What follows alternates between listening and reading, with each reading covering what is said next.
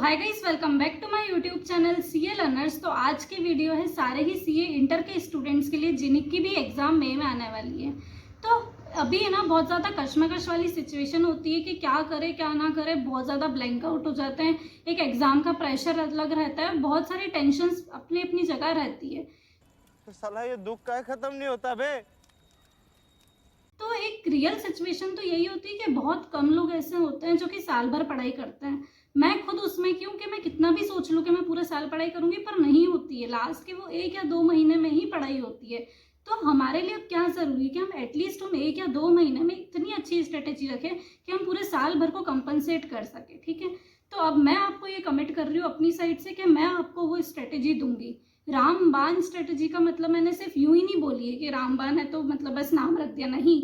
इसमें उतना दम है। बस मुझे आपकी साइड से क्या चाहिए, कमिटमेंट चाहिए, एफर्ट्स का कमिटमेंट, कि आप अपना 100% से भी ज़्यादा एफर्ट्स लगाने के लिए तैयार हो और मैं आपको वो स्ट्रेटेजी बताने के लिए तैयार हूँ। और ये जब 2 कॉम्बिनेशन मिलेंगे ना तो कमाल का लाइक धमाल करेंगे। ठीक है, तो हम दोनों अपनी साइड से कमिटेड है। हम खुशी खुशी जो है अच्छे से इस स्ट्रेटेजी को फॉलो करेंगे और फिर एंड रिजल्ट के बारे में हम अभी नहीं सोचेंगे फिलहाल। ठीक है, वो रिजल्ट सभी को बताएगा कि क्या क्या होता है। तो स्टार्ट करते हैं सबसे पहली चीज से कि करना क्या है। देखो, अभी 3 सिचुएशंस हो सकती है आप लोगों की। सबसे फर्स्ट, एक बार का हमने पूरा कोर्स कंप्लीट कर लिया है, सब सही साथ चल रहा है हमारा, हम रिवीजन की ओर है, तो आप लोगों के लिए मेरे ख्याल से ये वीडियो उतनी रेलेवेंट नहीं हो सकती है। सेकेंड, जो लोग हैं वो ये है कि यार हमने मतलब एक ग्रुप की प्रिपरेशन बहुत अच्छे से कर ली है, एक ग्रुप की हमारी सिर्फ कुछ प्रिपरेशन जो है वो पेंडिंग है, पर हमको पता है कि हमको कहाँ मेहनत करनी है, हमको एकदम उतनी वाली गाइडेंस की जरूरत नहीं है, पर टेंशन अभी हमको भी है। थर्ड, वो लोग हैं जिन्होंने अभी 20-30% करा है, 40-50% करा है, या फिर उतना भी नहीं करा है ढंग से, और सारी चीज़ें मेस्ड अप पड़ी, कुछ समझ नहीं आ रहा है, सिर्फ एग्जाम सामने दिख रही है, बाकी कोर्स खत्म होता हुआ तो कहीं से कहीं तक नहीं दिख रहा है। तो जो थर्ड कैटेगरी के स्टूडेंट्स है ना, ये स्ट्रेटेजी बेसिकली मेन सबसे पहले उनके लिए है।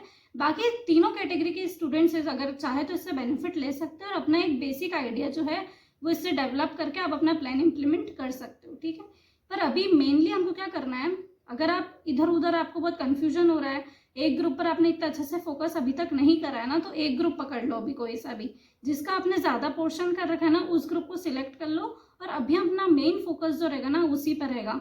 हो सकता है वो ग्रुप 1 हो सकता है वो ग्रुप 2 हो। ठीक है, अब ग्रुप 1 में अगर आप कर रहे हो ऑप्ट, तो आपको 2 कॉम्बिनेशंस बनाने हैं। एक कॉम्बिनेशन रहेगा हमारा अकाउंट्स का और लॉ का, सेकंड कॉम्बिनेशन रहेगा हमारा टैक्स का और कॉस्ट का। ठीक है, अगर आप ग्रुप 2 ऑप्ट कर रहे हो तो कॉम्बिनेशन जो है वो सब्जेक्ट वाइज ही चलेंगे। आपका एक कॉम्बिनेशन रहेगा EIS-SM और FMECO का, और सेकंड कॉम्बिनेशन रहेगा आपका एडवांस अकाउंट्स और ऑडिट का। ठीक है, अब बात आती है ग्रुप 1 पर अगर आप फोकस कर रहे हो तो अकाउंट्स और लॉ आपको पहले करने हैं, मतलब स्टार्टिंग के 15 डेज में करने हैं, और नेक्स्ट 15 डेज में आपको टैक्स और कॉस्ट करना है।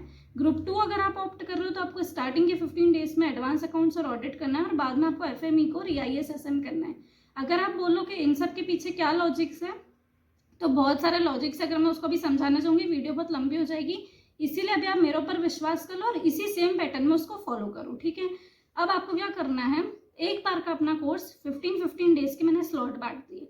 अब आपको कंफ्यूजन हो रहा होगा कि ठीक है, एक बार का कोर्स तो हमारा हो जाएगा 15 डेज में, it's not a big task, है ना, लेकिन अब रिविजन का क्या, रिवीजन का तो कोई टाइम ही नहीं दिख रहा है इसमें। तो रिवीजन का टाइम नहीं दिख रहा है, टेस्ट सीरीज का टाइम नहीं दिख रहा है, RTP MTP का टाइम नहीं दिख रहा है, वो अरे हाँ भाई हाँ, इसलिए नहीं दिख रहा है क्योंकि हमने उसको अलग से एलोकेट नहीं करा है।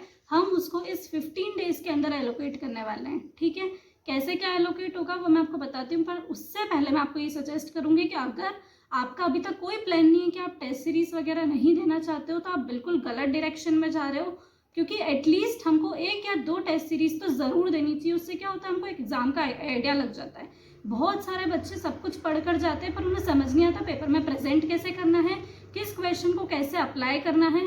वहाँ पर वो एक सब्जेक्ट आप पढ़ रहे हो, एक चैप्टर पढ़ रहे हो, आपको ठीक है क्लियर अंडरस्टैंडिंग है, लेकिन जब सारे चैप्टर्स मिलकर एक पेपर बन जाता है ना, तो उसमें बहुत ज़्यादा कन्फ्यूजन होने लग जाता है। और इसी कन्फ्यूजन को दूर करने के लिए हमको टेस्ट सीरीज ज़रूर देनी चाहिए।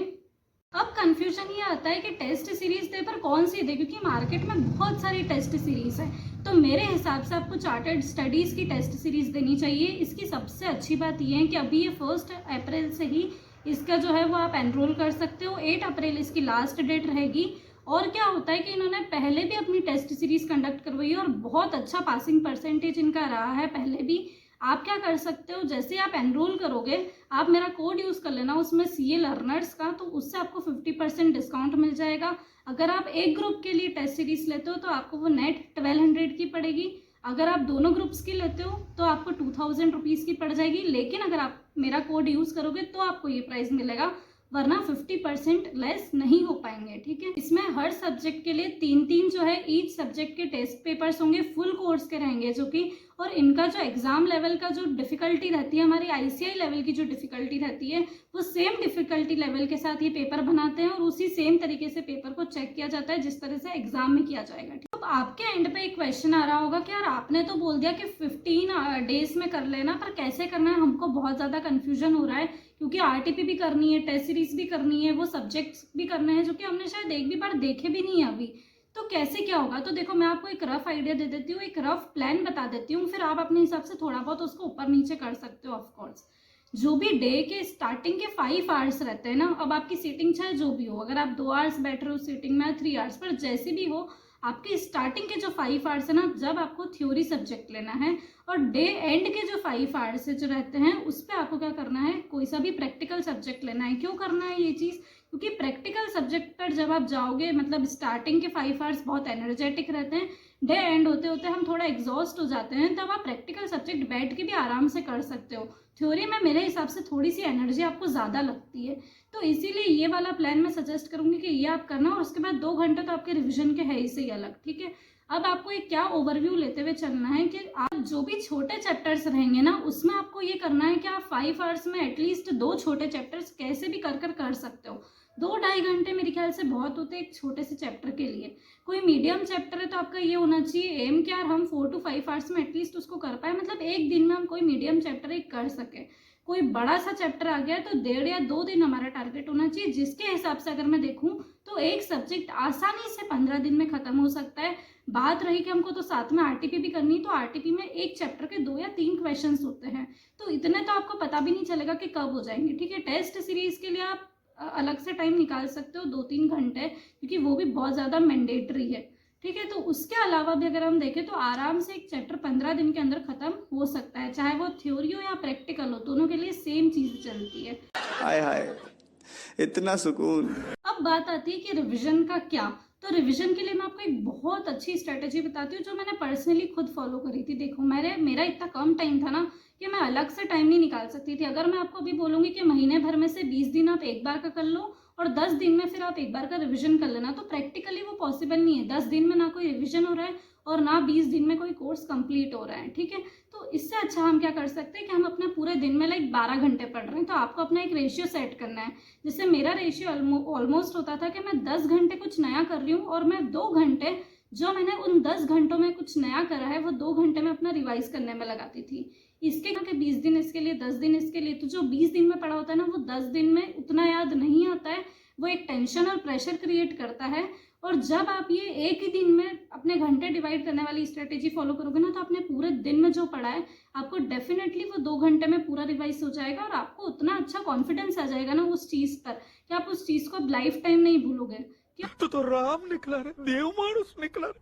तो अब हमको नेक्स्ट कंफ्यूजन ये रहता है कि RTP MTP का क्या करें, कितनी क्या करनी है, कैसे करनी है। तो मैं तो ये सजेस्ट करूँगी कि अभी टाइम कम है, हमको कहीं ना कहीं शॉर्टेज जो है वो फेस करनी पड़ेगी टाइम की।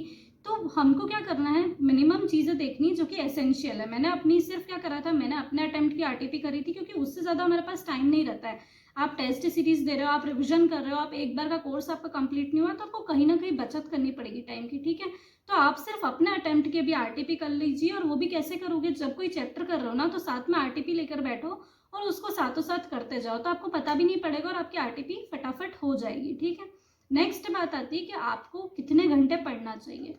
मिनिमम से मिनिमम मैं बोल रही हूँ आपको 10 से 12 घंटे अब एटलीस्ट पढ़ना चाहिए, क्योंकि आपने पूरे साल नहीं पढ़ा है। ठीक है, जो बच्चे पूरे साल पढ़ते हैं वो 6 घंटे पढ़कर भी पास हो सकते हैं, लेकिन अब आप लास्ट में पढ़ रहे हो तो आपको एटलीस्ट इतना अपना टाइम जो है वो इफेक्टिव टाइम रखना चाहिए। 10-12 घंटे कोई बहुत बड़ी बात नहीं है, सिर्फ 1 महीने तो हमको फॉलो करना है, क्योंकि अगर आपको क्लियर करना है ना एग्जाम को, तो आपको कभी ना कभी तो पढ़ना ही पड़ेगा। अगर आप अभी पढ़ने के लिए तैयार हो तो 1 महीने में आप क्लियर कर जाओगे, और अगर आप अभी नहीं पढ़ पा रहे हो तो आपको बाद के 6 महीने अपने पूरे वेस्ट करने पड़ेंगे। ठीक है, तो अभी पढ़ लो, अभी कर लो, कोई टेंशन वाली बात नहीं है। कुछ हमको मेहनत इतना एक्स्ट्रा कुछ नहीं करना ना। घर पे आप अपने आराम से कंफर्ट में बैठे हो, यहाँ पर आपको पढ़ाई करनी है, सारे रिसोर्सेस आपके पास है, सब कुछ आपके पास है अभी, ठीक है। तो एक ही बार में कैसे भी कर इस एग्ज़ाम को क्लियर कर जाओ। एक बार की बात ही अलग। अगर आपको इस टाइम टेबल को लेकर, इस स्केड्यूल को लेकर अगर कोई भी कन्फ्यूजन है, या फिर अगर आप अभी 10-12 घंटे पढ़ाई नहीं कर पा रहे हो तो क्यों नहीं कर पा रहे हो, या फिर आप अपना अचीव कैसे कर सकते हो टारगेट्स को, उसकी भी वीडियो नेक्स्ट आने वाली है। तो जो भी आपको कन्फ्यूजन है आप डेफिनेटली मुझसे कमेंट सेक्शन में अभी पूछ सकते हो। मैं कोशिश करूँगी कि मैं उसका जल्दी से जल्दी रिप्लाई कर सकूँ। So thank you so much for watching. अगर वीडियो पसंद आई तो वीडियो को लाइक करना ना भूलें, चैनल को सब्सक्राइब करना ना भूलें, क्योंकि आगे आपके लिए और ऐसी वीडियोस आती रहेगी। सो बाय।